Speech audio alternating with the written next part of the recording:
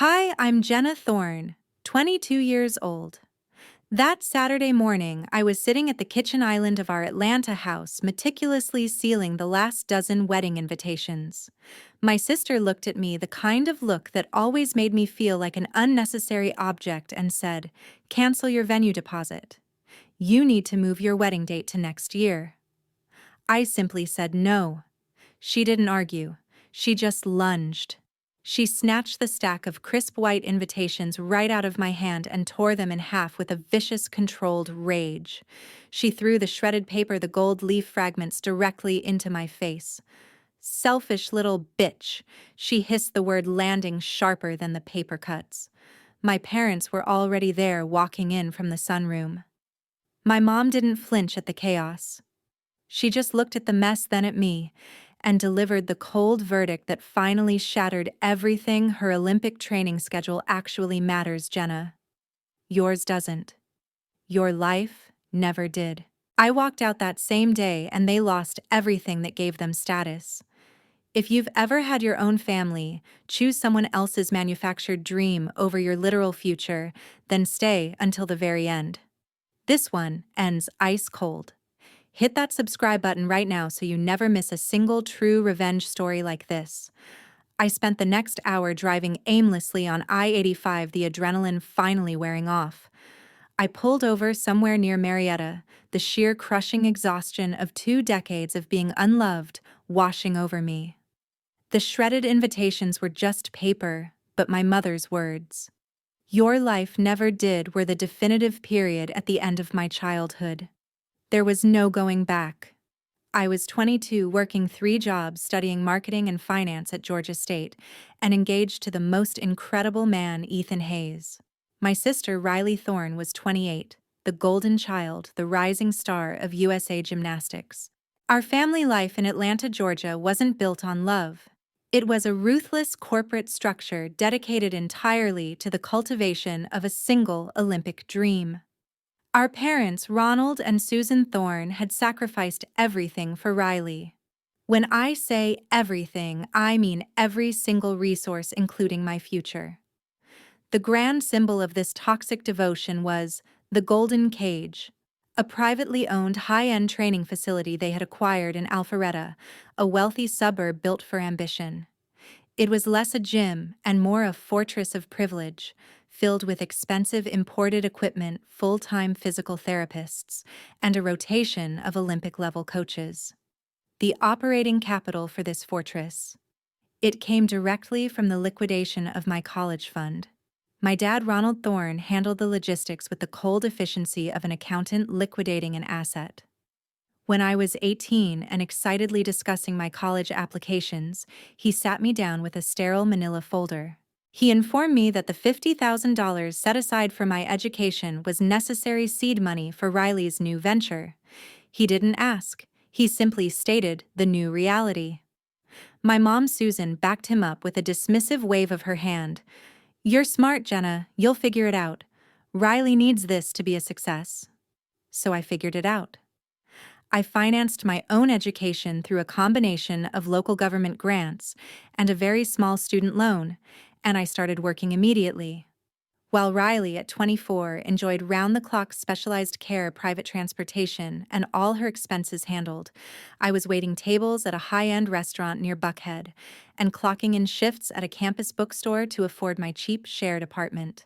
Every dollar I earned was to keep myself financially afloat, separated from their toxic economy of favoritism.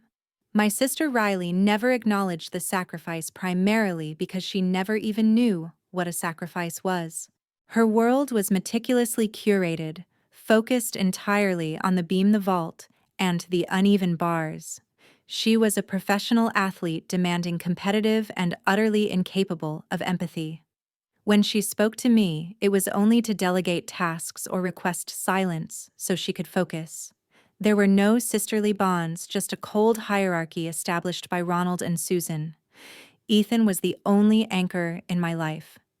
He saw the fire beneath the ice I had become.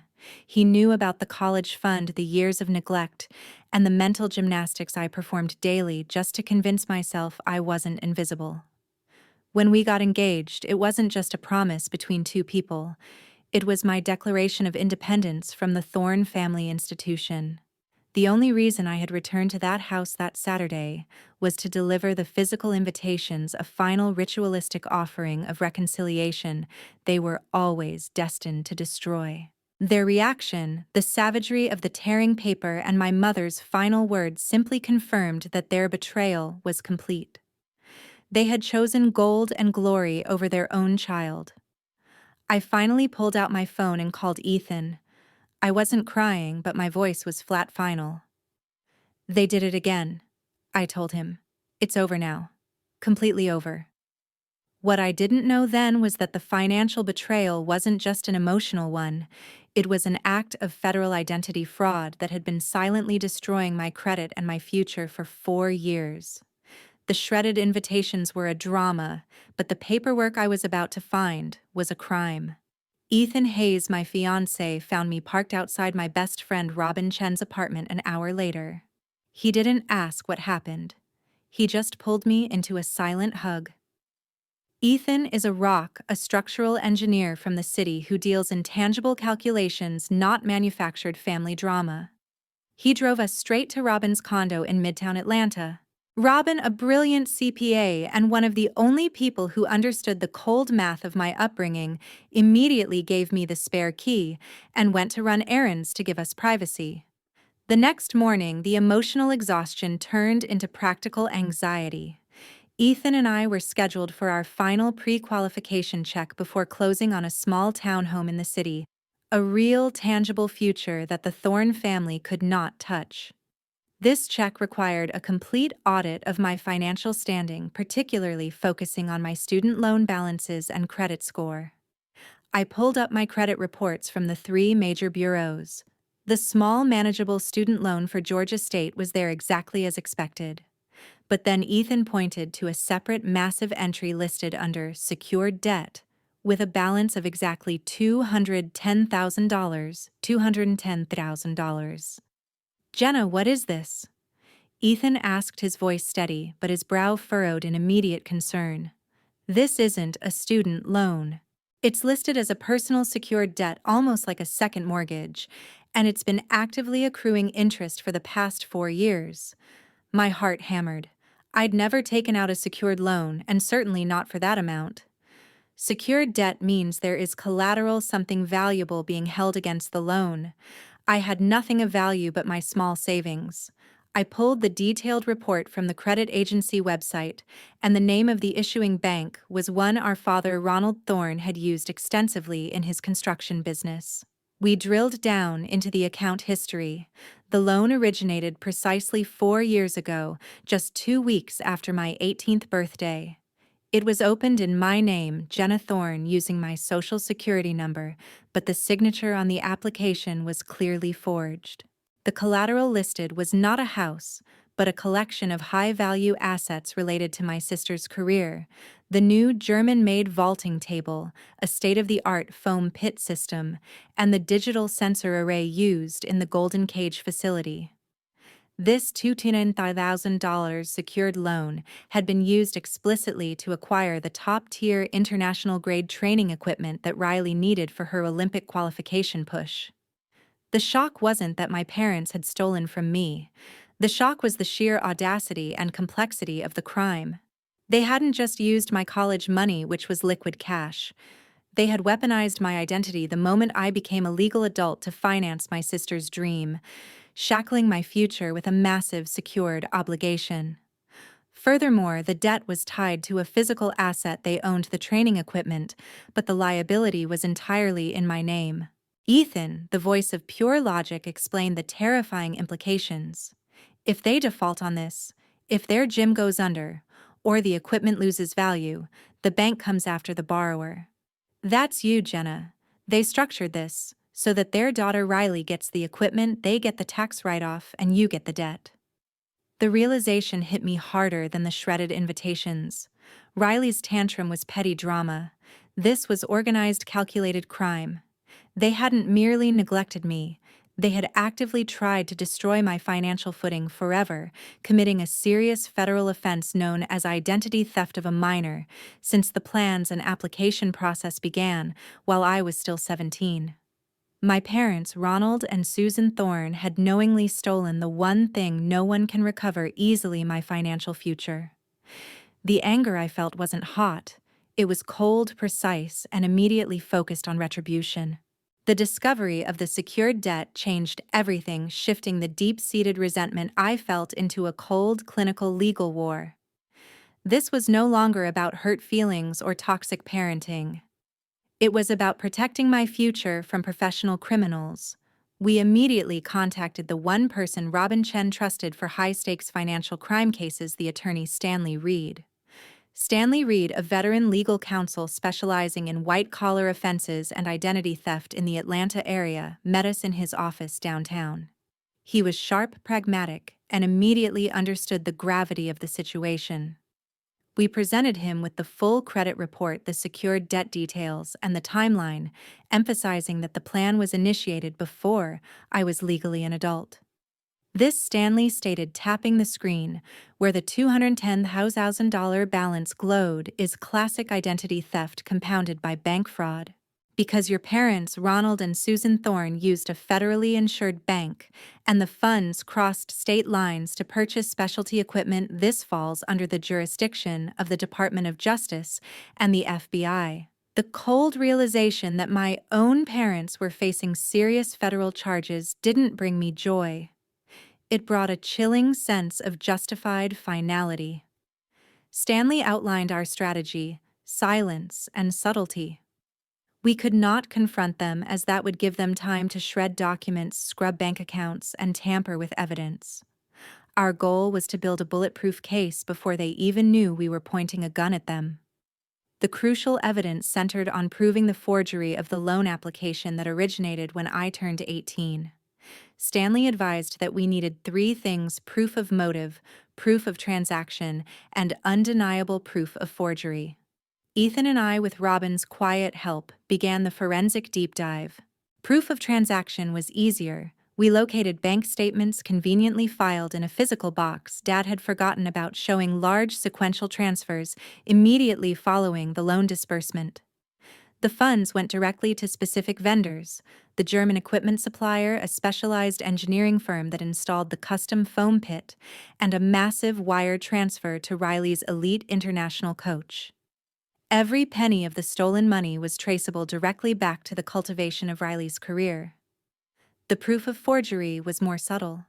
Stanley provided a list of documents our parents would have had access to at the time: my original high school graduation forms and my driver's license application from when I was 16. I had samples of my real signature from that period. When we laid them next to the signature on the $210,000 loan, the difference was stark.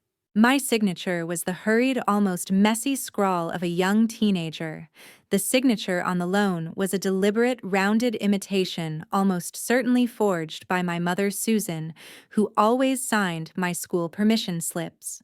After 3 weeks of meticulous, quiet work, Stanley Reed called us in. He leaned back, a rare smile crossing his face.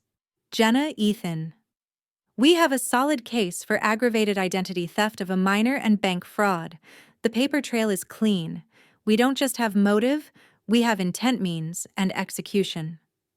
I'm filing the initial complaint with the U.S. Attorney's Office in Atlanta tomorrow."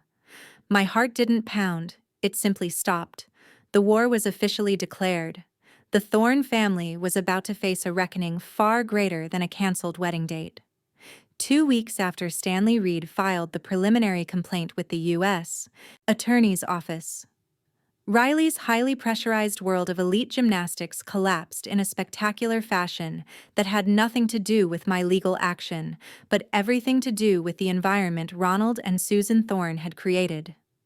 Riley was competing at the final Olympic trials in Houston, Texas. The hype was immense. Ronald and Susan had flown down, expecting her to punch her ticket to the global stage and finally justify their decade of obsessive financial and emotional investment. A major athletic brand had already finalized a provisional $500,000 endorsement contract contingent upon her making the team a fact my mother had boasted about ad nauseum. The Thorne family's entire identity was hinged on the success of their golden child. The announcement came from the USADA U.S. Anti-Doping Agency just 48 hours after her final vault. Following an unannounced random in-competition test, Riley Thorne had tested positive for a performance-enhancing drug, erythropoietin EPO. EPO is primarily used to increase red blood cell count, improving oxygen delivery and endurance, a shocking choice in a sport like gymnastics, where explosive power and short intense routines are key. However, the pressure in the golden cage, the need for perfect execution during repeated exhausting training cycles, must have driven them to find a way to maintain intensity without the body failing. It was a clear, desperate cheat, and the USADA protocol is swift and brutal. The public statement was cold, immediate suspension from all national and international competition, effective immediately pending a full arbitration hearing. Riley's career, the edifice built on my money and my parents' delusion, was over. The $500,000 sponsorship vanished into thin air, and within hours, major news outlets in Atlanta and nationally were running headlines about the disgraced Olympian.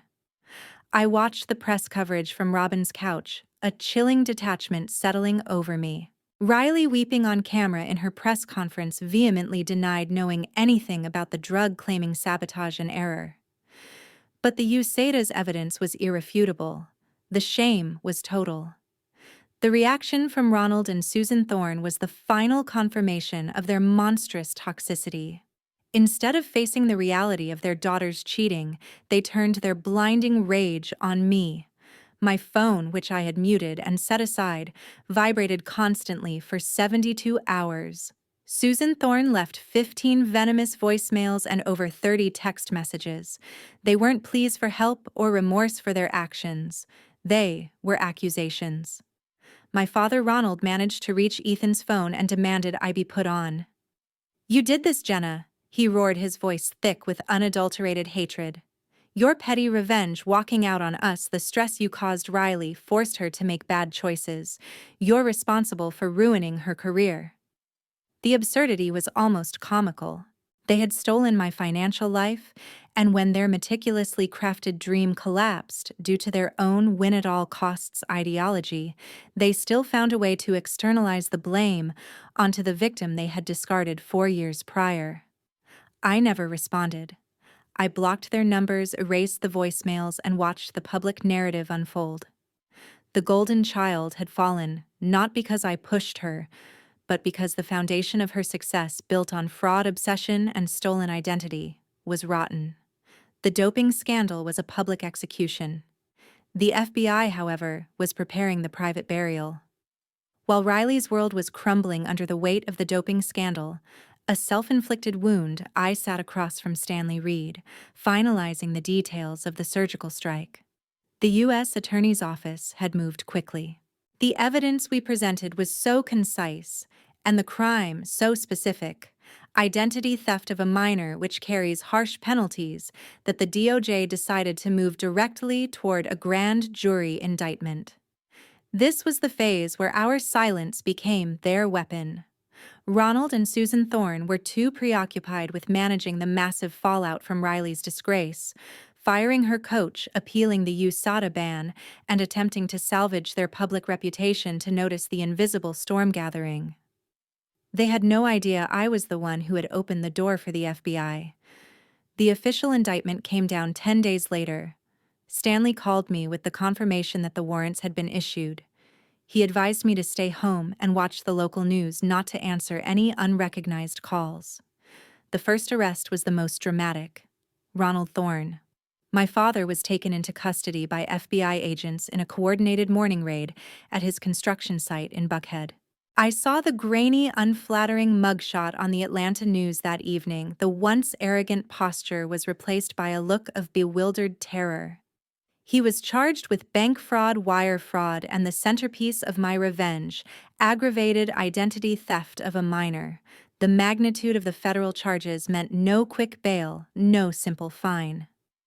My mother, Susan Thorne, was arrested 24 hours later. She was apprehended by a separate team of agents as she frantically tried to empty a safe deposit box at their Alpharetta bank, allegedly containing more forged documents and transfer records. Her charge was primarily conspiracy to commit bank fraud and aiding and abetting identity theft. The full indictment released the next day was a masterpiece of legal documentation. Stanley ensured that the narrative was clear. The $210,000 fraud was executed solely to fund Riley's path to the Olympics. While Riley Thorne herself was not charged with the financial crimes, the document publicly labeled her the undisclosed beneficiary of the fraudulent activities. This designation, though not criminal, was a permanent damning footnote to her already ruined public image. Riley was suddenly isolated. The bank immediately froze her assets and the operational accounts for the Golden Cage, which was now officially listed as an asset subject to federal seizure. She was kicked out of the family house, now considered part of the evidence, and had nowhere to turn. The same parents who had shielded her from every consequence were now sitting in federal lockup. Stanley emailed me a short, stark photo taken by a legal observer, my father Ronald being led away in handcuffs.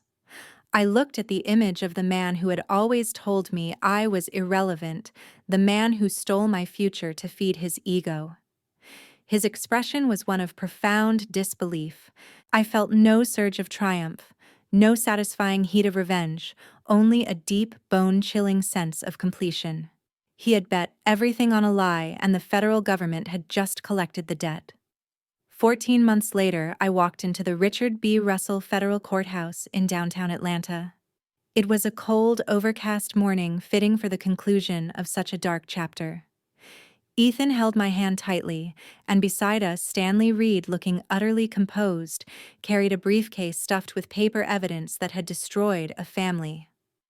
The trial lasted 3 weeks, but the outcome was never truly in doubt.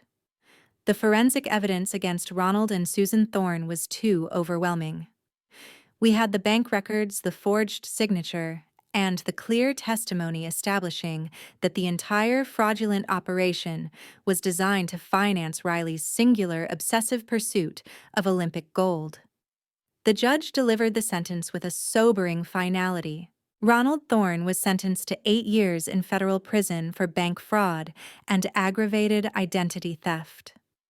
My mother, Susan Thorne, received a lighter sentence of 2 years of house arrest and 5 years of supervised probation, primarily due to her cooperation in providing access to certain financial documents late in the process.